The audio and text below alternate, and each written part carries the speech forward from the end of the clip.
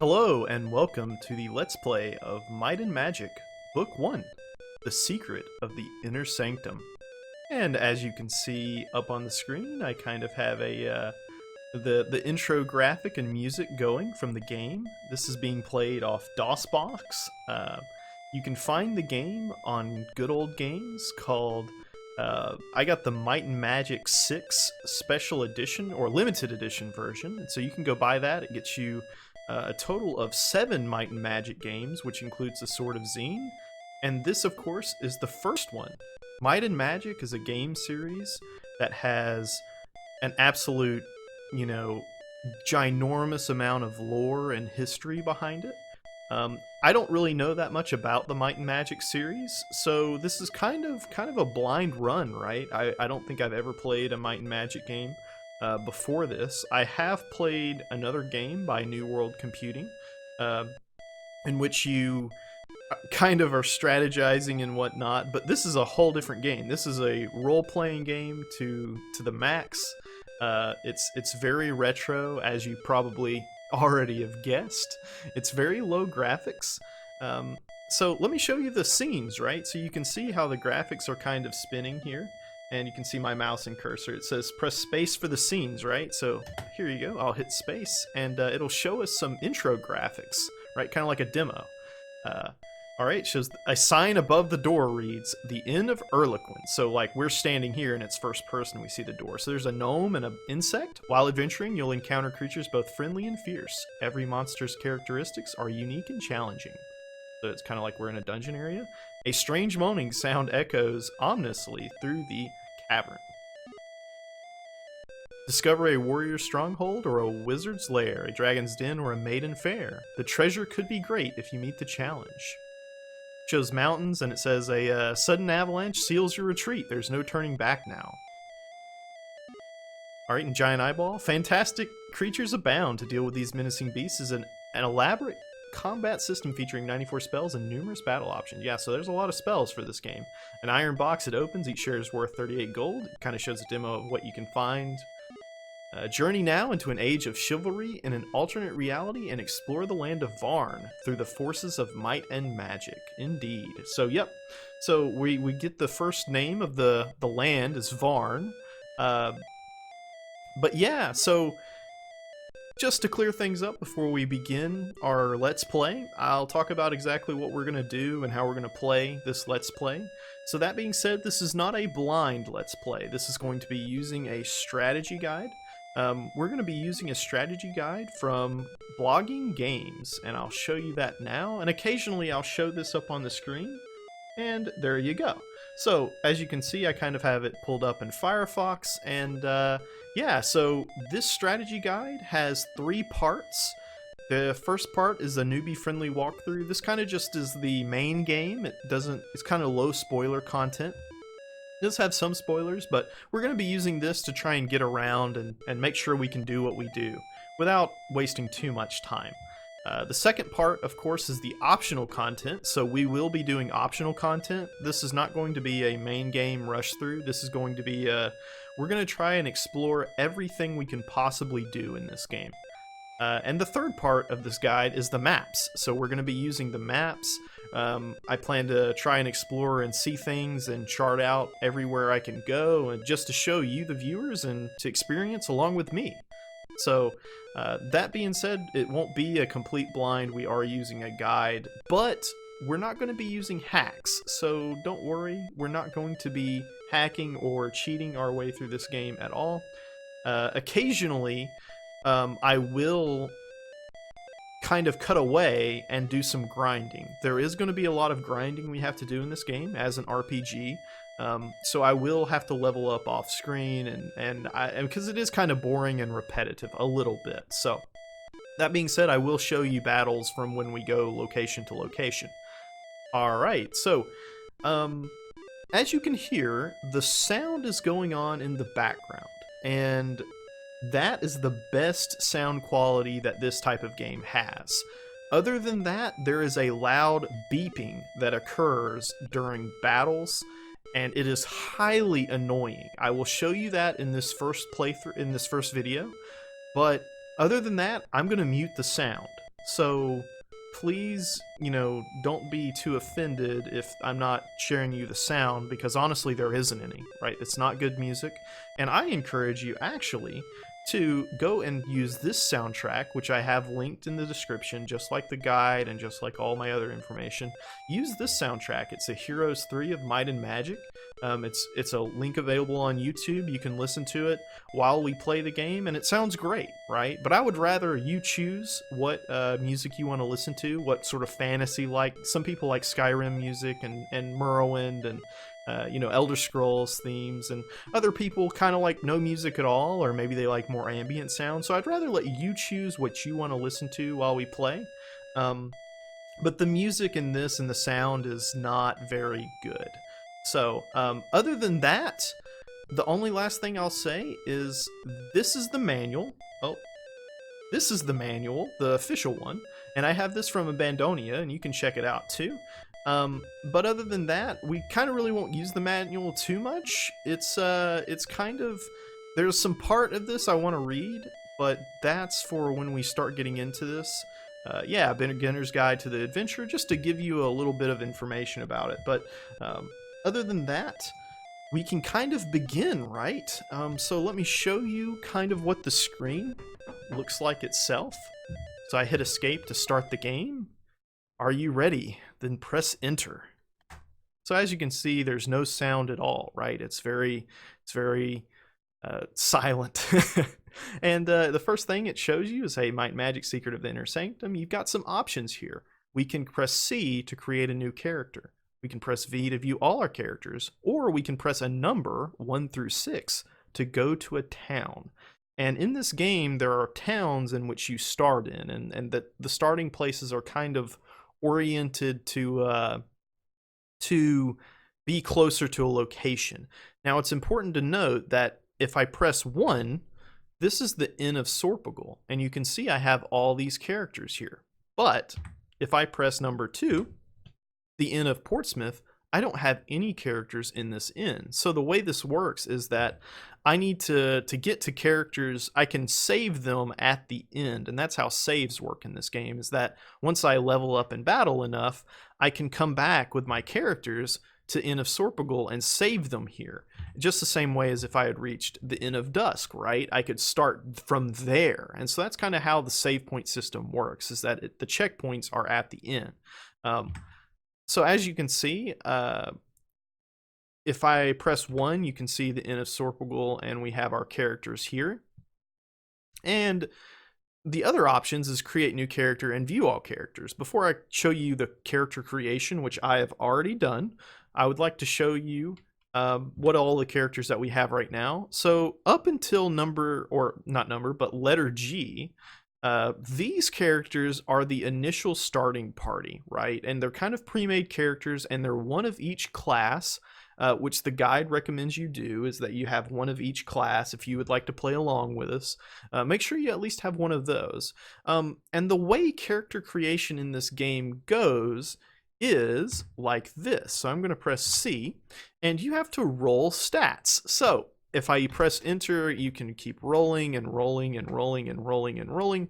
Some players will tend to just say, oh, I'm going to take the first stats I get. And so like they'll hit number 3 and they'll make their own archer. Well, that is a bad idea, because I think I've seen a few people restart their playthroughs and not be able to finish the game very easily, or well, or they're just tired of it, because they end up with very bad stats on certain stats they don't necessarily understand that they need, and oftentimes it's not great. So I've gone ahead before starting this, and we have our characters here, which I have. The first character is Warlord Mal, and he is a fellow YouTuber, and you may have seen his Let's Play of this game. It wasn't finished, but he did play. He introduced me to this game, so he's going to be a character in our playthrough, and he is a knight.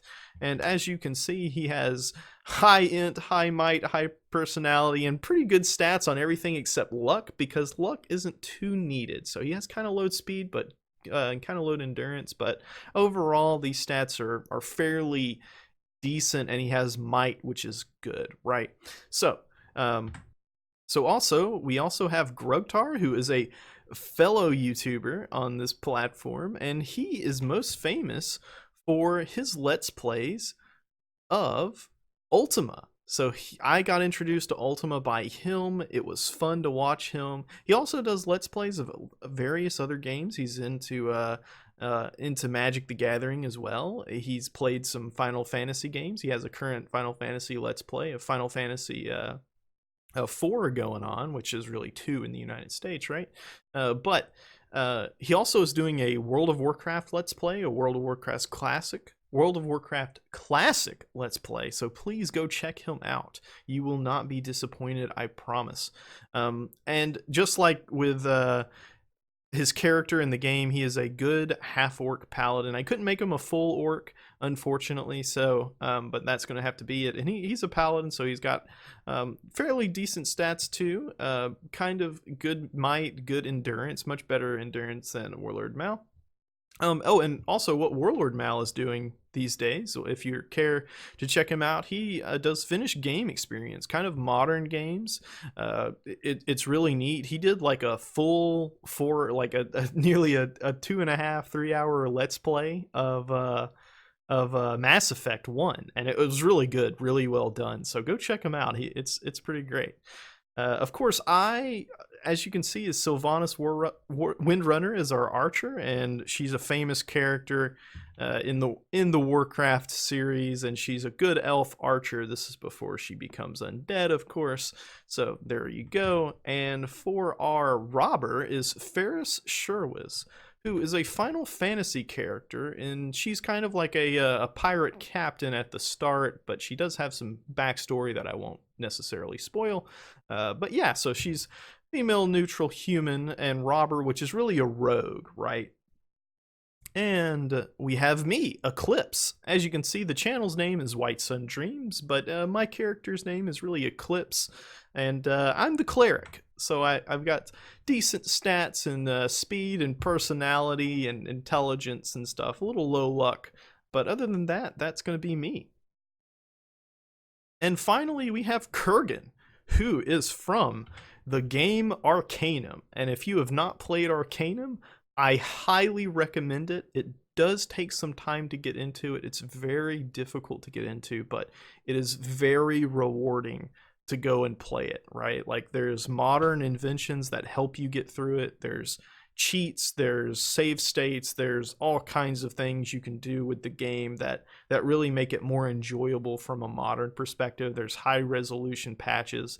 I think it's Terra Arcanum if you would like to go play that, so go do that. That's Kurgan. He's one of the characters in the game, and he's I ascribe him as neutral, but some people would probably call him evil, but I see him more as a neutral human sorcerer. So there you go. And as you can see, his int is 14, which for whatever reason, I kept rolling forever, and I could not get int above 15. I don't know why that is, but I think the highest int I've seen is 15, and that is just crazy. But yeah, so I went ahead and made our characters here. Okay, and so to start playing, we're going to go to the first town, which is number 1. We're going to go to the Inn of Sorpagal. So, and from here, we can assign our party members. And the way this game is set up is that we have ranks of 1 through 6. The first 2 ranks are kind of melee. The second 2 ranks, 3 and 4, are kind of half in melee, half ranged, half sometimes not. And then the back rank, which is 5 and 6, are your ranged players. So for the first slot, we're going to put in Grugtar because he has the highest endurance. And then we're going to put in Warlord Mal as our second one. Although those are going to mostly always be in melee combat, so it doesn't really exactly matter too much the order. Now, the guide does say that the third slot seems to be in... the third slot seems to be... Oh, no, I got that backwards. The fourth slot is often in melee range more than the third slot, so I need to put my rogue in the fourth slot. So I'm going to put myself, the cleric, into the third slot, and for the fourth slot I'm going to put Ferris in there, so she will be in more combat than myself, so I can cast the spells and she can continue doing her roguish attacks and whatever she has. Now, the 5th slot, we're going to put in Sylvanas, our archer, and Kurgan, the cleric, is going to go in our 6th. And so, from this point, we press X to leave the inn, and all right, it's loading a little bit. I do have the CPU cycles lowered down so it doesn't super fastly read off the text. And as you can see, this is kind of our interface. We've got commands over here on the top right, forward, back, turn left, turn right, and it's all kind of first person, right? We can also change the order of our characters, but we just want it to stay the same. We can do a protect. I'm not too sure what that does. Rest, which of course passes time. We can reset spells, HP, etc. S, which the guide also tells us is very important to do. We need to search after every battle. Bash, which can be done on doors and stuff. U, unlock if we have, I guess, keys or spells. I'm not too sure. Q is quick reference, which can show us, hey, some health, some spells that we have. See the AC, I assume that is the armor class. And then we got some food. Food is important as well.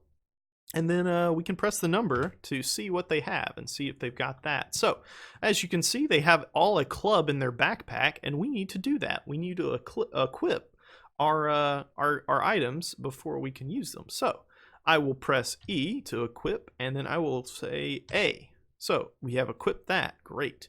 And you can also see how there's commands at the bottom of this, in which there's C for cast, D for discard, E equip, G gather, R remove, S share, T trade, so you can trade around items and share items and what. It's kind of complicated, but it's all text-based. This is truly amazing to me that they came up with this interface idea. And I know it is a little bit archaic, don't get me wrong, but bear with me. I think this game is great, and I think it's worthwhile to play through. I think it's worthwhile to watch a Let's Play through, but you just have to kind of get used to the gimmicky interface that is quite quite amazing, right?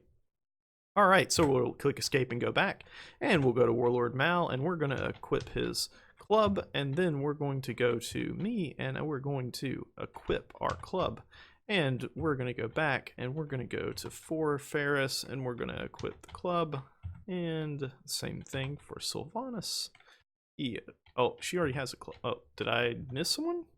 Oh, I guess I must have equipped the club sometime earlier when I was creating, or maybe I did that and didn't realize it. So, other than that, I will want to show you a sound effect of what it sounds like. So you can hear those brrr, and that happens quite often, right? And in battles, maybe, oh, hey, we found an encounter, great. So you can hear the boop, boop, beep. And so we have some options here. We can attack, retreat, surrender, bribe. We will try to fight. All right, let's attack. So combat, another screen appears with mutant larvas up here. And the plus means that we're inside combat, right? So we've engaged them with our number 1, who is Grugtar, number 2, Warlord Mal, and Ferris, our rogue, is engaged in melee combat to the mutant larva. And so 3, I think it's my turn. I could delay, I can protect, I can quick reference, I can view character, and the handicap is about even. And so it's me. I'm not in melee range. I guess I could protect. Let's see, what do I have? Oh, I need to read some spells, don't I? Oh boy. All right. I'm looking through the guide. I think that's in the optional content section. And let's see. Oh no. All right, let's go to the game manual. And of course, this is fairly embarrassing. I did not realize that. All right, there we go. So there's one name. Level. Oh, okay, so I have to click level 1. All right, I will do that. All right, and number spell, let's see. I'm going to cast Blessed, which is our number 2. Increases the accuracy with which all characters fight for the duration of the combat. That sounds good. So I will cast that. I have cast Bless upon the party. And now Sylvanas. Do I need to, I guess, press, oh, I have a club. I'm an archer, but I don't have a club, unfortunately. So I guess I'll just do block. All right, now, all right, so here goes Kurgan, our sorcerer, and let me go down here to him. All right, where is this? Okay, cool. And looks like I got Awaken, Detect Magic, Energy Blast, Flame Arrow, Leather Skin, Light, Location, Sleep. Oh, I'm just now reading Leather Skin, and I think I need to cast Leather Skin all the time. Even right before I go in battle, I need to get used to, and just to let you know, or let you see what I'm looking at. I'm looking at the guide here, and it's just text, and we can read through the manual. I'm just reading that off. But yeah, so I think, let's see. It looks like Flame Arrow does 1 to 6 damage compared to Energy Blast's 1 to 4. And so I'm going to do a Flame Arrow. Alright, so level 1, cast a Flame Arrow on, let's do A. Mutant Larva. Oh, cool. And he goes down. So we did 5 points, killed him. I guess mutant larvas have around 4 or 5 HP if I just one-shot him. So yeah. So what's the difference between attack and fight? So I want to attack. Attacks mutant larva and misses. Okay. And so Grugtar, all right, we're going to press fight and see what happens there. Oh, A for auto attack. I guess that's like a... Okay. And so, oh, you can see how he's wounded. That's kind of cool. It says up here, hey, he's wounded now. So, all right, we'll fight him too. And we'll target A and he goes down. And you can hear that's kind of the sound to it, and that's why I'm going to mute this. And also I have it slow because, as you can see, the text was kind of fast. There was no wait until I press a button to forward the combat.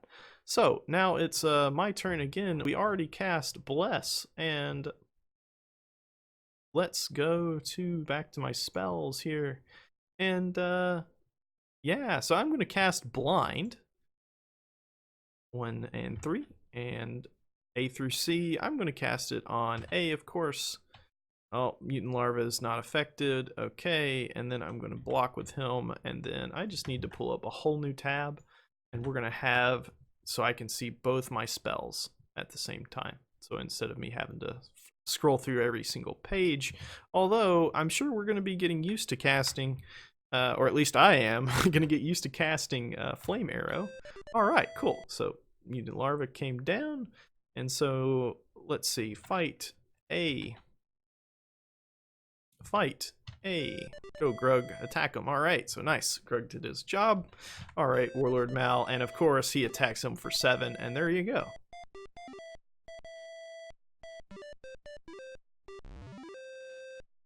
So yeah, that's it. And then, since our first combat is successful and you don't want to lose any of your progress, we're going to go back to the Inn of Sorpigal, and we're going to go through it, press, and the thing is that even though our graphics shows it's a blank wall, the innkeeper is there. And the way you've got to learn this is you just have to either, one, look at a map, which we could do, or you kind of learn where things are, right? So I'll show you the map, and that's kind of how we know, right? So if I show you this map, this is the town of Sorpigal, and let's see, where's the inn? So C, if we find C on our map here, there, and so when we were there in that little slot, as you can see, oh, you can't see my cursor, unfortunately, but you can see it's kind of in the middle there. How can I make sure you can see my cursor? Capture cursor. Okay, there we go. Now let's see. Oh, that's nice. It doesn't want to show that anymore. Okay. Well, that's dumb. Oh, there we go. Let's see. This guy. Capture cursor. Perfect. All right, cool. Now we're back. Alrighty. So as you can see on this part here, you can see right here is C, and when we stood there, it showed us the Inn of Sorpigal. It said, hey, the sign above that door says Inn of Sorpigal. And then when we came in, and that hit this square, which we're about to do in the game, and that will show the text dialogue saying, hey, innkeeper asked, would you like to sign in? And we press yes. And then we're signed in, and that's kind of how you save the game. But thanks for watching, guys. This has been the first episode. I'm going to be continuing and doing this game until it's done. if you haven't tried to watch a Let's Play before, I do promise to complete this one. I know there's a lot of Let's Plays out on YouTube for this game, and I haven't seen a single one that has been finished, and that is kind of upsetting because it's like that's the reason why I'm doing this, is like I wanted to see it to the end, because I was like, I don't want to exactly have to go through it myself, you know. I would rather let someone who really enjoys this type of game to do it. But I think it is worthwhile to play through it, even if you're not you don't necessarily have the taste for the game. So that being said, thanks for watching.